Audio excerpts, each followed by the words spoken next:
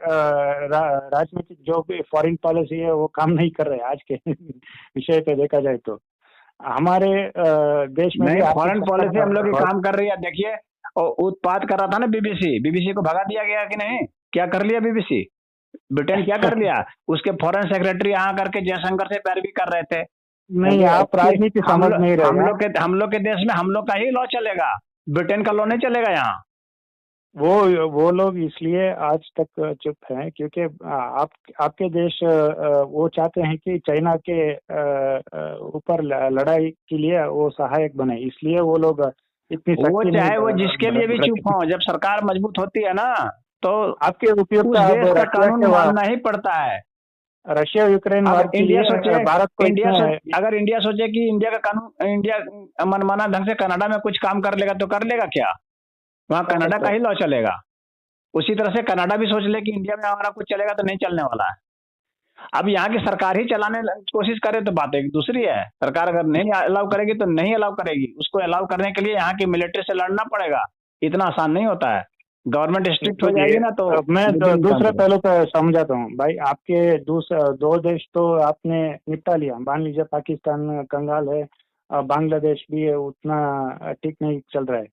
China तो कब्जा करके बैठा है ना, आपके जोर वहां पर चल नहीं रहे, तो आप विदेश नीति कैसे संभाल रहे हैं? विश्व के व्याप्ति कानून कैसे ला सकते हैं? चाइना के को भी आप काउंटर नहीं कर सकते, तो भाई आप किस तरह के देश बना रहे हैं ये सोचना पड़ेगा।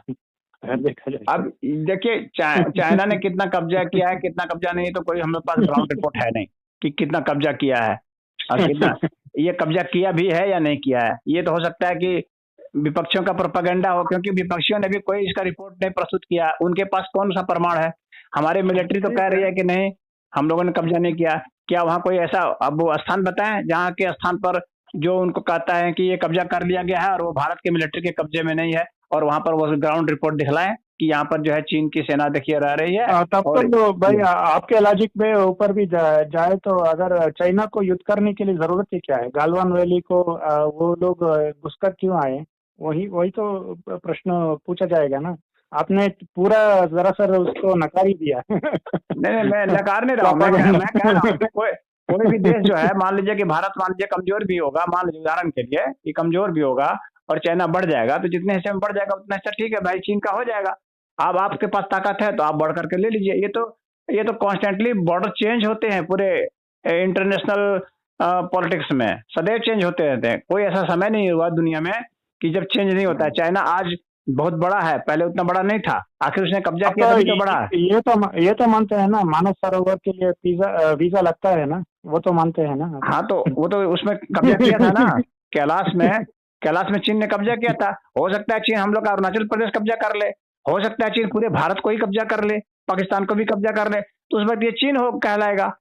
लेकिन मेरे कहने का मतलब है कि ये भी हो सकता है कि चीन टूट जाए और चीन जो इतना बड़ा है वो कई छोटे छोटे देश में बन जाए, ये भी तो हो सकता है। सोवियत संघ भी तो टूट गया था। तो इस तरह से ये पॉलिटिकल बॉर्डर चेंज होते रहते हैं। ये तो नेशन की अपनी जो मिलिट्री स्ट्रेंथ है और वहाँ की जो और भी जो इकोनॉमिक स्ट्रेंथ है, इन सब के ऊपर निर्भर करता है। वो मामला ही दूसरा है। हम लोग जो बात कर रहे हैं ये मामला दूसरा है। ये मामला उससे मतलब नहीं रख रहा है। ये मामला आपने क्या कहना है, जो आपने नीति लाना चाहते हैं उस तरह के जो भ्रष्टाचार को मिटाने के लिए इस तरह के कानून लाना चाहते हैं, तो उसके लिए विदेश को भी आपको इन्फ्लुएंस करना पड़ेगा ना। एक ऐसा नहीं कि भारत को ऊपर भी आपने लागू कर दिया, वो भी बहुत ही ऐसा है कि अभी तो लागू करने की तो बात ही भी नहीं सोची जा सकती है। अभी तो सिर्फ जो है विचार को प्रचारित करने की बात सोची जा सकती है। अभी लागू करने की बात ही संभव नहीं है। जब तक ये जनमानस में ये बातें नहीं फैल जाएंगी तब तक लागू होने का क्या मतलब है? अभी तो बात फैलाने में हो सकता है कि 50-100 बरस लग जाए। हाँ, तो अभी बहुत आगे की बात है ये। नहीं, आप भ्रष्टाचार के ऊपर भी मैं समर्थक भी नहीं हूँ, ये भी नहीं, पर प्रैक्टिकल है क्या, मैं उसके ऊपर कुछ पहलू रखना चाहता हूँ। मान लीजिए आपने एक जज को बिठा लिया भ्रष्टाचार निवारण करने के लिए, इत्यादि के लिए एक जज को बिठा लिया, एक पुलिस को भी बिठा लिया, तो मैंने वही कहा कि एक जज को भी खरीदा जा सकता है, एक पुलिस को भी अरे खरीदेगा कैसे, किस चीज से खरीदा। खरीदेगा ये बताइए ना। हाँ, आपने हमारा करेंसी वाला सिस्टम भी पढ़ा है कि नहीं? कौन सा? हमारे करेंसी वाला सिस्टम भी पढ़ा है कि नहीं, नहीं कि ये नहीं जो नहीं, मैं उसके टेक्निकल डिटेल्स में नहीं जान, मैं ये जो ऊपर ही करेंसी है, ये जो करेंसी सिस्टम है ना, हम्म, जो अभी रुपया चलता है, इसको इसको बंद कर दिया जाएगा, सिर्फ डिजिटल करेंसी चलेगी। और मोबाइल से ही, मोबाइल जो है ट्रांसफर होगा, खाते से खाते में ट्रांसफर होगा। और वो पैसा तभी जाएगा जब उसके बदले कोई रसीद आएगी उधर से, डिजिटल रसीद, और वो रसीद भी गवर्नमेंट ही जारी करेगी। आपको एक चीज कैसे घूस ले आश्चर्य लेगा होगा। कोई? घूस की ठीक है, रसीद ही नहीं होगी तो वो रसीद घूस लेगा कैसे? ठीक है, मैं उसी एक और हमारा आपने सिर्फ ये एफएमआरआई वाला सिस्टम नहीं है, सिर्फ ये एक सिस्टम है। एक दूसरा सिस्टम है कि डिजिटल करेंसी सिर्फ रहेगी और फिजिकल करेंसी समाप्त कर दी जाएगी। नहीं, आप साइबर फ्रॉड को मानते हैं कि नहीं मानते हैं? साइबर फ्रॉड जो है ये उसी समय संभव है। अभी का जो सिस्टम है, इस सिस्टम से साइबर फ्रॉड संभव है थोड़ा बहुत, लेकिन उस सिस्टम से संभव नहीं है जो सिस्टम की बात मैं कर रहा हूँ। आज तो कोई भी दूसरा व्यक्ति आपको फोन करके बोलता है कि मैं फलाना बैंक की एम्प्लॉय हूँ, मुझे पिन नंबर दे दीजिए आपके एटीएम कार्ड को बहुत सारे लोग हमारे देश में ऐसा है कि जो ये डिजिटल करेंसी इत्यादि को नहीं जानते कैसे काम करता है, किस तरीके से उसको सिक्योरिटी है, तो वो ऐसा है लोग ना कि एटीएम ये सब पिन जो दे देते सिस्टम, हैं। देखिए ये सब क्यों फ्रॉड कर पा रहे हैं, अभी बता देता हूँ कई कारणों से कर पा रहे हैं। अभी अभी का फ्रॉड आप समझ लीजिए। पहला कारण है कि अभी जो सिस्टम है ये सब बैंक से मिले रहते हैं। ये जो फ्रॉडस्टर हैं जो बैंक के कर्मचारियों से मिले हुए रहते हैं, अब बैंक के कर्मचारी के से मिलकर के ये पैसा का इधर उधर कर रहे हैं। और दूसरी दूसरी बात यह है कि अभी ये जो है सिम जो है ऐसे ही बिना उसके मिल जा रहा है, बिना आधार कार्ड के भी बहुत जगह से सिम मिल जा रहा है। हाँ, हाँ, उसको तोड़ रहे हैं, उसको फिर यूज करके एक बार फेंक दे रहे हैं, फोन को फेंक दे रहे हैं। मैंने सोचा कितना 170 फोन फेंक दिया। हाँ, ये सब अभी गवर्नमेंट ने है इस पर जो है उतना वो नहीं वो किया है कि कैसे इन सबको रोका जाए। जब तक इनके ऊपर काम नहीं करेंगे तब तक ही किया जा सकता है कि ये फ्रॉडस्टर है। तीसरी बात है कि जो कम्युनिकेशन सिस्टम हम लोग का भी है, इंटरनेट का कम्युनिकेशन सिस्टम है, ये बैंक ने अपना अपना कम्युनिकेशन सिस्टम डेवलप नहीं किया है ऐसा जिससे कि उसमें लेन देन किया जा सके। लेकिन गवर्नमेंट ने अभी जो डिजिटल करेंसी लॉन्च किया है ना, इसमें जो है इसमें इंटरनेट की जरूरत ही नहीं पड़ेगी, डायरेक्ट से डायरेक्ट सबसे चलता रहेगा और उसको जो है नहीं कोई ले सकेगा।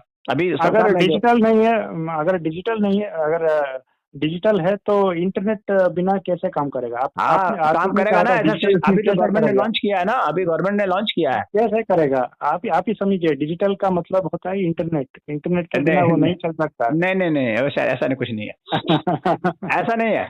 आप ऐसा ठीक है, सोच मैं रहे हैं। दूसरे पहलू में जाता हूँ। वो भ्रष्टाचार की आपने बात की है। ये जो सामान्य फोन है ना, सामान्य 2G वाला जो फोन है ना, 2G वाला फोन, उस 2G वाले फोन से भी आप जो वो कर सकेंगे, उसको ट्रांसफर कर सकेंगे। ये नहीं, वो उसको भी इंटरनेट कहा जा सकता है, ठीक है। नहीं नहीं नहीं, वो मैं दूसरा, उसमें इंटरनेट नहीं रहेगा ना, इंटरनेट की कोई जरूरत ही नहीं रहेगी।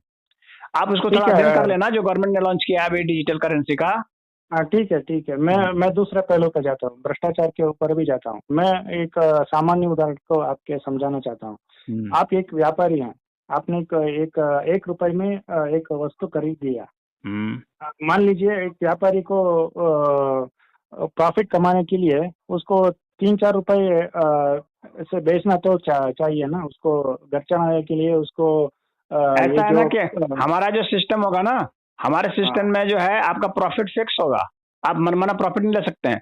आपकी खरीद बिक्री हर चीज फिक्स होगी उसमें और सबको पता चलेगा कि आपने कितना में खरीदा था। ग्राहक को भी पता चलेगा कि आपने कितना में खरीदा था, आपको उससे कितना मिला था, यानी पूरी उसका हिस्ट्री ट्रैक रिकॉर्ड होगा। जहां से कंपनी ने बनाया वहां से लेकर के जहां ग्राहक तक आया सब फिक्स रहेगा।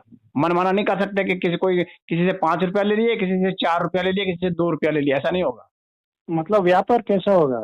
आप जो कह रहे हैं तो व्यापारी को धन नहीं जा रहा है, सरकार को जा रहा है, तो ये तो कम्युनिस्ट सरकार हो गई ना। नहीं, कम्युनिस्ट सरकार क्यों होगी? व्यापारी को क्यों नहीं धन जा रहा है? व्यापारी को धन जाएगा, लेकिन उसके व्यापारी के खाते में जाएगा ना, लेकिन वो मनमाना नहीं कर सकता है। जैसे उसने 5 रुपया में उसको कोई चीज उसने खरीदा तो उसमें फिक्स रहेगा कि आप 5 रुपया खरीदे तो आप प्रॉफिट आप इतना लेंगे, यानी आपका सेलिंग प्राइस इतना रहेगा। आप 6 रुपया में बेचेंगे या 7 रुपया में बेचेंगे उसमें, और वो तो ट्रांजेक्शन में अगर ऐसा किया तो वो दूसरे दुकान कैसे खोलेगा भाई? अगर सिर्फ उस रोजी रोटी कमा के वो घर पे शांत तो नहीं बैठेगा ना। हर एक व्यक्ति को ऊंचा जिंदगी जीने के लिए ख्वाब तो रखता है ना। वो 10 और समझ नहीं दुकानें पा रहा हूँ खरीदने के लिए। मैं, आपकी बात समझ नहीं पाया यहाँ पर कि क्या दूसरा मैं मतलब ये और कहना कौन चाह खोलेगा? दुकानदारी तो बेचते हैं कि और भी कोई बेचेगा हाँ, क्या? वो दुकानदार खोल रहा है, मैं वही कह रहा हूँ। आपने हाँ, प्रॉफिट मार्जिन को ही खत्म कर दिया, भ्रष्टाचार को ही खत्म कर नहीं ये दिया। मैंने कहा कहा मैं वही प्रॉफिट कह रहा मार्जिन खत्म कर दिया, ये तो आप गलत बोल रहे हैं ना।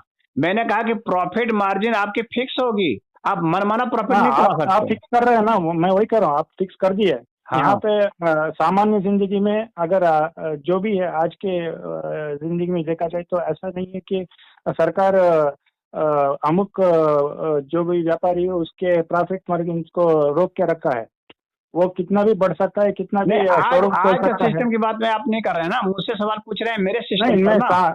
आप मैं आज आज के सिस्टम की क्यों बात कर रहे हैं? मैं मेरे भ्रष्टाचार की सिस्टम बात की कर सवाल रहा हूँ। पूछ रहे हैं तो अब मेरे सिस्टम के हिसाब से ना आपको नहीं नहीं सोचना नहीं, पड़ेगा। आप आपके अंतर्गत नहीं पूछ रहा, मैं सामान्य उदाहरण से मैं बात कर रहा हूँ अभी तो मैं। छूट है, अभी तो कोई 5 रुपया का चीज 50,000 में बेच दे, हाँ, अभी तो ऐसी छूट है, तो ये तो लूट कही जाएगी ना, ये तो ठगी कही दूसरा जाएगी ना, कहीं।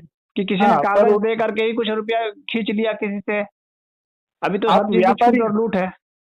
ठीक है, आप सरकार के दृष्टिकोण से सोच रहे हैं, आप व्यापारी के दृष्टिकोण से सोचिए। वो टैक्स भी दे रहा है, जीएसटी भी दे अरे रहा है। भाई तो टैक्स और उसमें सब कुछ इंक्लूड होगा ना, वो टैक्स के लिए अलग सिस्टम होगा, जितना ट्रांजैक्शन के हिसाब से टैक्स होगा, जितना ट्रांजैक्शन कर रहे हैं उसके हिसाब से टैक्स सिस्टम होगा, टैक्स सिस्टम में भी नहीं बदलाव नहीं नहीं, होगा। आप व्यापारी व्यापारी की दृष्टि से सोचिए, आप सरकार ओहो, नहीं है, मैं आप व्यापारी की व्यापारी दृष्टि की से ही दृष्टि सोच से। रहा हूँ। व्यापारी को क्या चाहिए? सब कुछ टैक्स अदा करने के बाद उसको अपना प्रॉफिट मार्जिन चाहिए जीने के लिए, बस यही ना। वो कैसे होगा?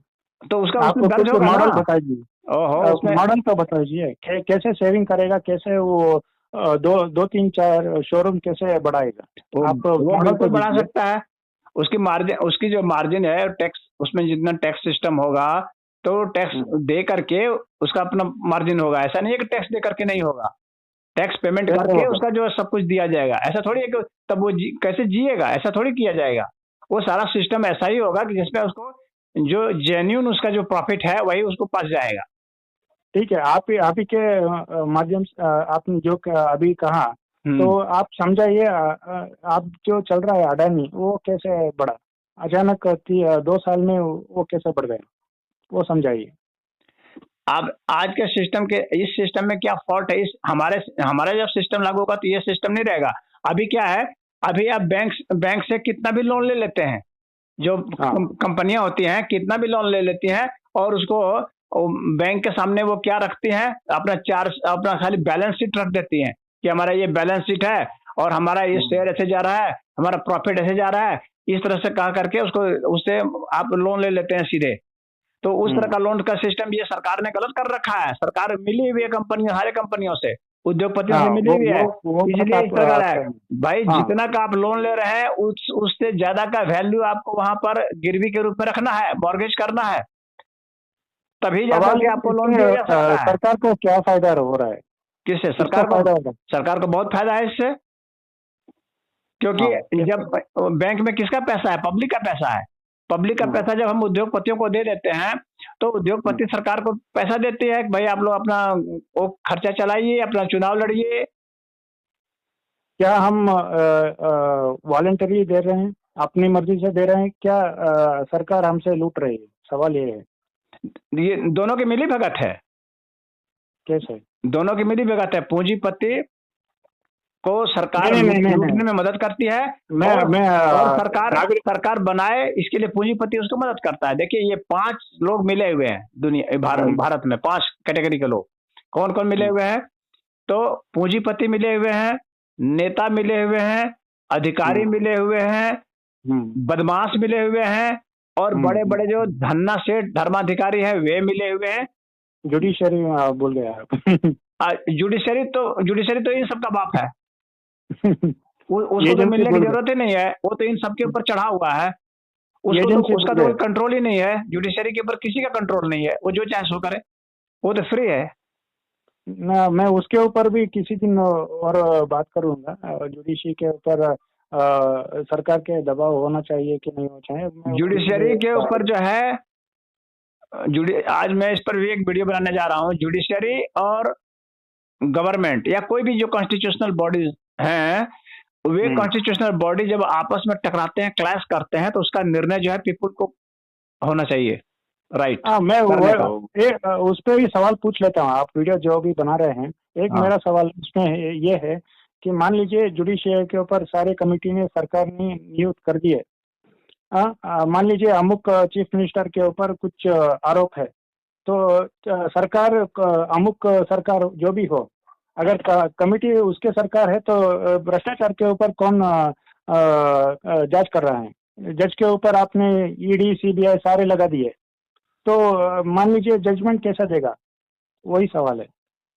सरकार, अगर जज को सुरक्षा कौन दे रहा है? सारे सरकार के जो भी हस्तक्षेप जा रहे हैं, तो जज के ऊपर दबाव आप डाल रहे हैं ना कि वो जजमेंट ना दे, भ्रष्टाचार को छुपा ले, और ऐसे ही चलता रहे, जो भी लूट चल रहा है वो ऐसे ही चलता रहे, तो जज कैसे जज देगा? हाँ, ये एक पहलू हुआ। अब इसका दूसरा पहलू भी है, उसको भी बताइए आप।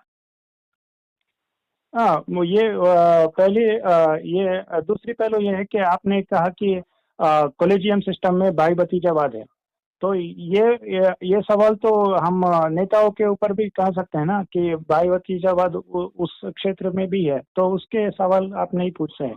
जुडिशियल के ऊपर इंडिपेंडेंट इसलिए होना चाहिए कि कोई, मान लीजिए आप ही एक्टिविस्ट हैं, आपने अपने एरिया में कुछ अच्छा, अब मैं आपको बता रहा हूँ, अब मैं आप हमारी बात समझिए। पहले प्रॉब्लम जो है ना, जुडिशियरी वाला जो प्रॉब्लम है उसको समझ लीजिए। हाँ, जजों के ऊपर किसी का भी कोई नकेल नहीं है। अगर कोई भी ऐसा बॉडी हो, कोई भी ऐसा सिस्टम हो जिसके ऊपर किसी का नकेल नहीं होगा, तो इसका मतलब हो जाएगा कि वह जो है अपने आप में तनाशा हो गया, वो जो मर्जी सो करेगा। अब जज अगर घूस लेगा ना सामने में दिखला करके, तो भी उसको पकड़ा नहीं जा सकता, तो भी पकड़ा नहीं जा सकता। एक बात। दूसरी बात, जज जो भी डिसीजन दे देगा, उस पर कोई कुछ नहीं कर सकता, क्योंकि उसके खिलाफ भी बोलेंगे तो आपको जेल में डाल देगा। जज के ऊपर आप कहीं कमेंट नहीं कर सकते, लिख नहीं सकते, उसको दिखा नहीं सकते। हाँ, जजों की पूरी तानाशाही है। वो अपना सिस्टम को वो ओपन नहीं कर रहा है, अपने सिस्टम को पारदर्शी नहीं बना रहा है, ठीक है। वो अपने फैसले के लिए अकाउंटेबल नहीं हो रहा है वो।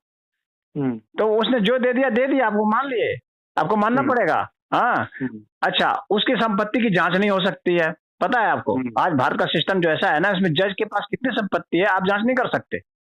क्यों भाई? क्यों आपको छोड़ दिया जाएगा? ठीक है, एक प्रश्न है ना, आप दूसरे के ऊपर जांच तो कर रहे हैं कि भाई वो भ्रष्टाचार, नेता भ्रष्ट है या अधिकारी भ्रष्ट है। आप भ्रष्ट हैं तो उसकी जांच कौन करेगा? सवाल ये उठता है ना। नहीं, सवाल ये है कि किस कोर्ट पे आप सुप्रीम कोर्ट जज को लाके उसको कटघरे पे पहुंचाएंगे? वही सवाल है। जज को मुजरिम बना के कौन जज उसको ये कर रहा है, जजमेंट कर रहा है? हाँ, कौन सा कमेटी बिठा रहा है? ऐसा है ना कि वे लोग खुद ही बैठाते हैं ना, अपने ही लोग हैं। हाँ, ये अपना ही जांच, अपने ही चेक करना, वे तो पहले बात बताते नहीं है। सुनिए, ये सब जिसमें आपने कह दिया कि तानाशाह चल रहा है, वो मनमानी चल रहा है, जो भी चल रहा है, तो ये तो नेता भी करता है ना। नेता नहीं कर सकता ना, नेता नहीं कर सकता। कारण है ना, क्योंकि नेता जो है अकाउंटेबल होता है। नेता को सजा जुडिशरी में जाना पड़ेगा, वहां सजा उसको मिल सकती है, नेता को। जज को सजा नहीं मिल सकती है। नहीं, अगर मान लीजिए आज के नेता को जनता हटा सकती है, जज को जनता नहीं हटा सकती।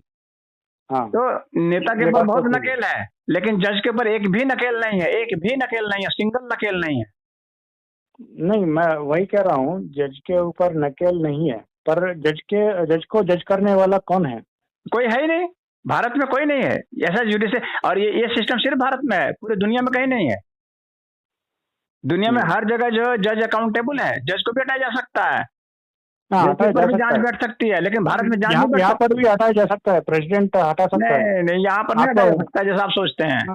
कर सकते हैं, यहाँ पर भी प्रेसिडेंट कर सकता है। अरे वो जो है ना, आप उस प्रक्रिया को नहीं समझ रहे हैं। यहाँ जो जज को हटाने की प्रक्रिया है ना, ये ऐसी प्रक्रिया है जो कि असंभव प्रक्रिया है एक तरह से। पार्लियामेंट के ऊपर जांच कमेटी बिठा सकता है, वो पार्लियामेंट रेकमेंड कर सकता है प्रेसिडेंट को। है ना कि आज तक सिर्फ एक जज हटा है, पता है? इतने समय में सिर्फ एक जज हटा है, और वो भी इसलिए हटा है क्योंकि सारे जज उसके खिलाफ हो गए थे। हाँ। इसलिए हटा, नहीं तो वो भी नहीं हटता। हाँ, जज के ही खिलाफ हो गए थे, इसलिए वह हट गया। जज के ऊपर आपको जो है उसके अपराध को आपको सिद्ध करना पड़ेगा। पहली बात तो ये, उसके ऊपर चार्ज सिद्ध होना चाहिए। चार्ज सिद्ध होगी, उसके बाद फिर जो है पार्लियामेंट में आपको उसका 2/3 बहुमत से आपको उसको पास करना है। हाँ, राज्यसभा, लोकसभा, हाँ, इस तरह का प्रक्रिया। तब हटेगा। आप बताइए, ये क्या संभव है? आप जज ने क्या गलती की, आप सिद्ध नहीं कर पाएंगे, क्योंकि आप जांच कैसे करेंगे? पहली बात तो आपने मूलभूत ये भी नहीं गए कि जज के हस्तक्षेप कितना है। अब मैं बता रहा हूँ इसका समाधान क्या है। इसका एक ही समाधान है। नहीं, समाधान नहीं है, हस्तक्षेप कितना है जज के आपके जिंदगी में। नेता की हस्तक्षेप ज्यादा है कि जज के हस्तक्षेप ज्यादा है? हम लोग की जिंदगी में सबसे ज्यादा हस्तक्षेप जज का है। कैसा है? नेता का हस्तक्षेप नहीं है ये। हाँ, जज का हस्तक्षेप आपको दिख नहीं रहा है। जितने भी कानून पास हो रहे हैं ना, सब जज के जरिए पास हो रहे हैं। नेता कानून बनाने के लिए प्रस्ताव प्रस्तुत करता है, लेकिन कानून बनाता जज ही है। जज जिस कानून को चाहे उसको रिजेक्ट कर सकता है, इसीलिए जज का ही सबसे ज्यादा हस्तक्षेप। पार्लियामेंट बनाता है। नहीं, पार्लियामेंट कानून प्रस्ताव पारित करके वो जज के सामने प्रस्तुत करता है। जज वो प्रेसिडेंट को जाता है। वो लोकसभा राज्यसभा के बाद प्रेसिडेंट को जाता है। हाँ, प्रेसिडेंट को जाता है ना, जज के नहीं जाता है। आप सुनिए, आप जो है ना सिर्फ लिखित वो कर रहे हैं ना, प्रेसिडेंट के पास जाता है और उसके बाद फिर जज उसको रिजेक्ट कर देगा तो खत्म हो गया वो कानून। हाँ, वो संविधान के बेसिक स्ट्रक्चर में नहीं है तो कह देगा ये संविधान गैर संवैधानिक है, काम खत्म। हाँ, वो कर सकता है। हाँ, तो इसीलिए सारे कानून जज बनाते हैं, आप समझ लीजिए। पर वो कोई भी ऐसा कानून नहीं हो सकता व्यवहारिक अर्थ में जिसको कि जज पसंद ना करे और वो बन जाए। नहीं, जज आपने संज्ञान नहीं ले सकता। वो किसी के पीआई के ऊपर वो हस्तक्षेप कर सकता है। नहीं, ऐसा नहीं कर सकता। जज है, करना पड़ेगा। जज जो है, ऐसा नहीं है। जज पीआईएल भी दाखिल करवा सकता है और आप उसके पूरा सिस्टम है। जब जज का है तो जज किसी से भी पीआईएल दाखिल करा सकता है। एक बात तो ये है, उस सारे वकील उसके अंडर में है एक तरह से, और सारे जज हैं, कोई भी पीआईएल दाखिल कर देगा। और पीआईएल दाखिल नहीं भी करेगा तो भी वह डायरेक्ट इंटरवेंशन कर सकता है। जज को पावर है डायरेक्ट इंटरवेंशन करने का। अगर ऐसा है तो इमरजेंसी नहीं होता।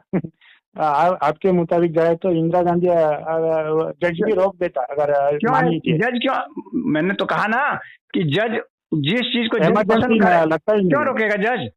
जज को उसे क्या प्रॉब्लम है?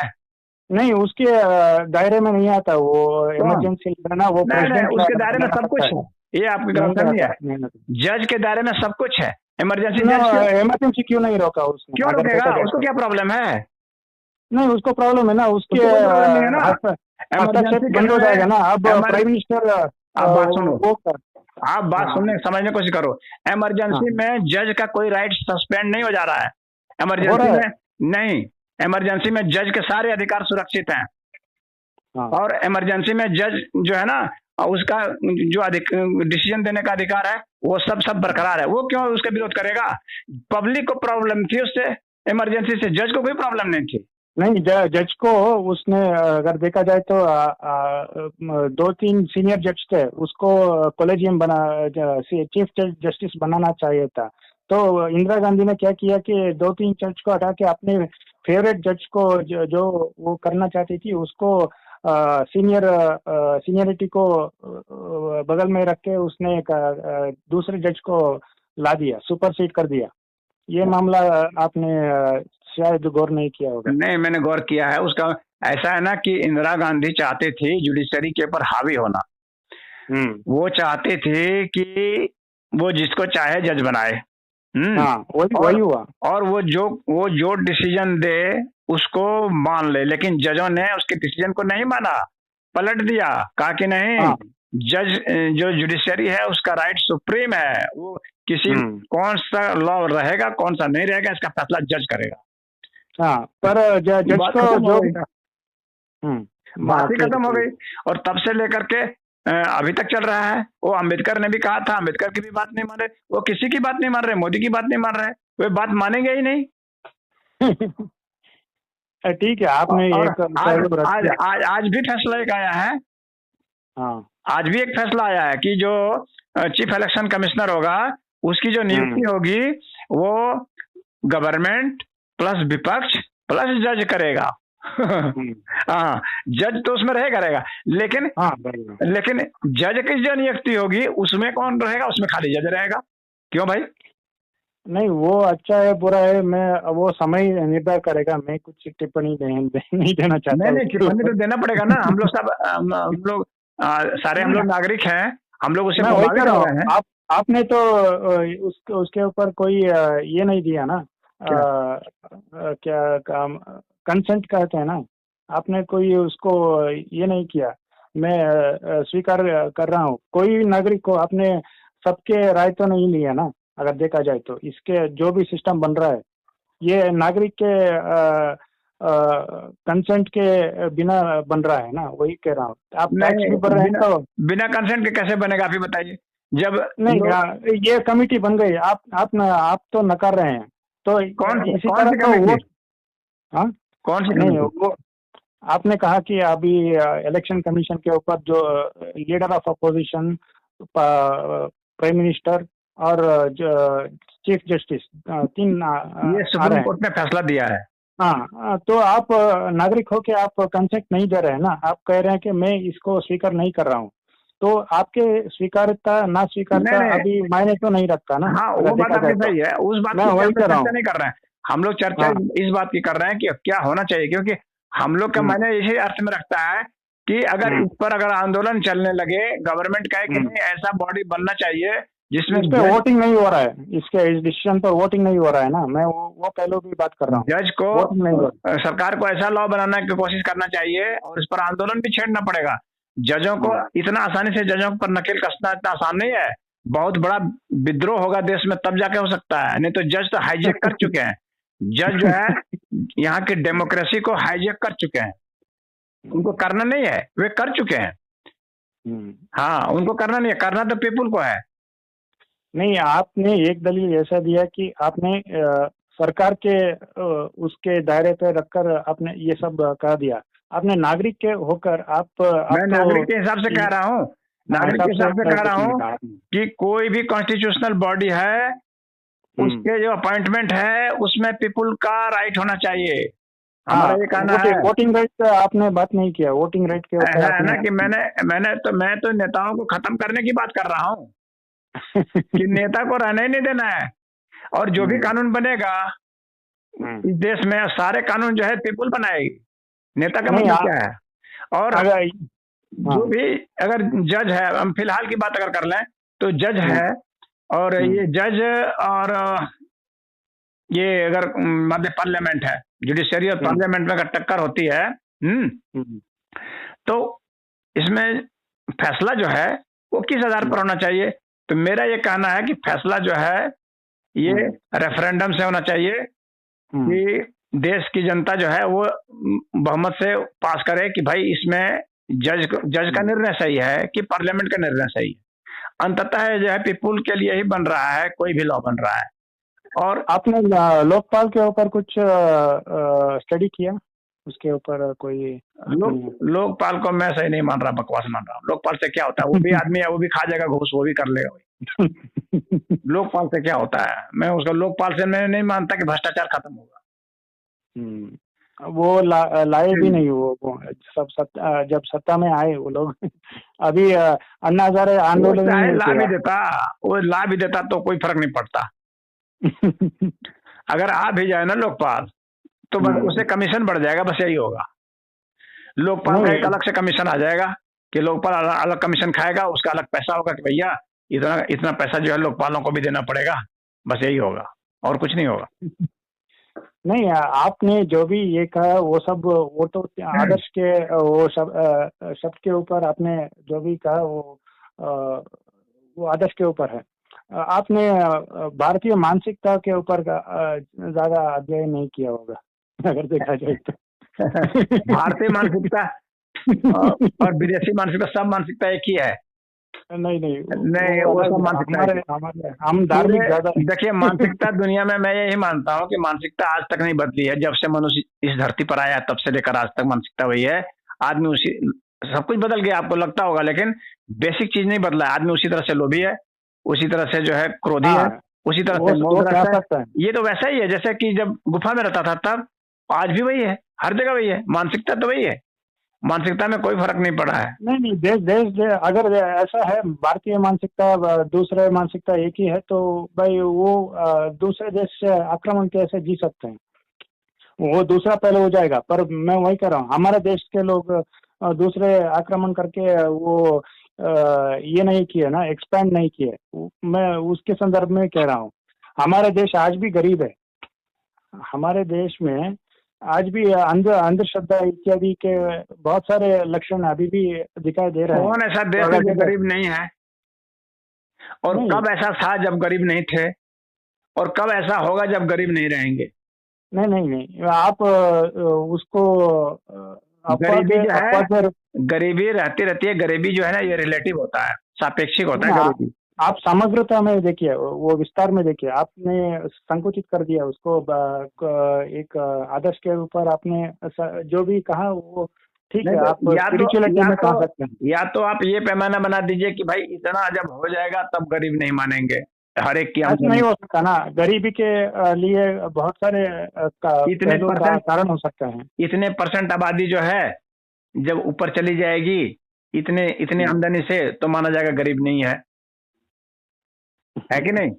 आपको तो एक वो करना पड़ेगा ना। अगर किसी को सही मायने में देखा जाएगा, अगर किसी सोसाइटी को, तो कम से कम मेरी समझ